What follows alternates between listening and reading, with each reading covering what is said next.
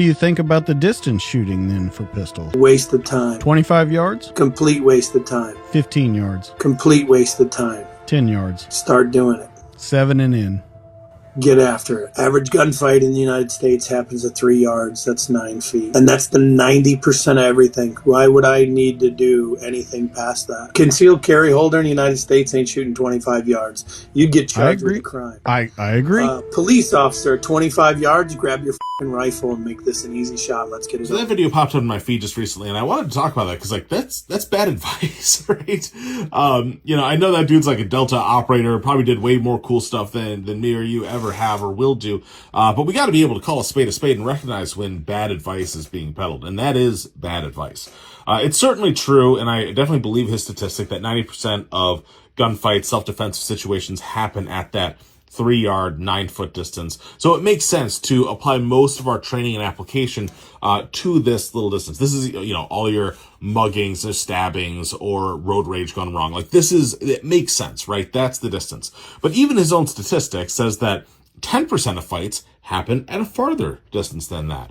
And it's not inconceivable to think of a situation in which someone, possibly with a rifle, whether it's an active shooter situation or there's so many reasons, and I would believe that 10% of interactions could involve a longer distance in which someone may need to use self-defensive force from a longer range away. Anything from, 10 yards, 20 yards, 30 yards. And certainly, I'm modeling this guy as our high-speed operator dude who will not focus all of a sudden. There he is. And certainly you are going to be a civilian, presumably, that's going to be concerned more with things like laws and self-defense applications, things like that. So there's definitely concerns of, like, if you're shooting someone at 50 yards, is that really self-defense, or are you just shooting someone that looks shady? Obviously, that all has to go into consideration, but that doesn't mean we don't train for it. And that's really where I take issue with that video. When you say it's a waste of time to train for anything more than a 3-yard distance, you're selling yourself real short right there. For one, obviously, like, if you are one of those 10% where the gunfight happens farther, you've not built those skills for the longer range shooting.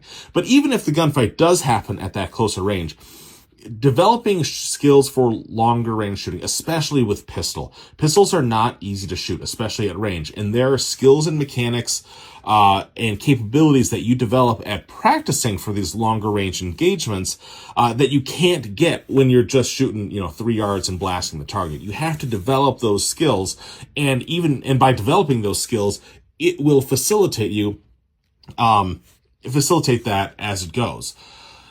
You can't just assume that all I need to do is here, that's all I need to do. In the same way that a shoe store doesn't stop stocking shoes at size 12 because, 90% of everybody is a size 12 or less. You're leaving money on the table because some people have a size 13 shoe and they need a shoe still. So, long story short, make sure that when people talk and they've got all these fancy credentials and everything, that you're actually listening to what they say and make sure that what they say actually makes sense. There's so many people that just kind of go on podcasts and say stuff without it even making sense. So, vet your sources, use common sense, don't be dumb.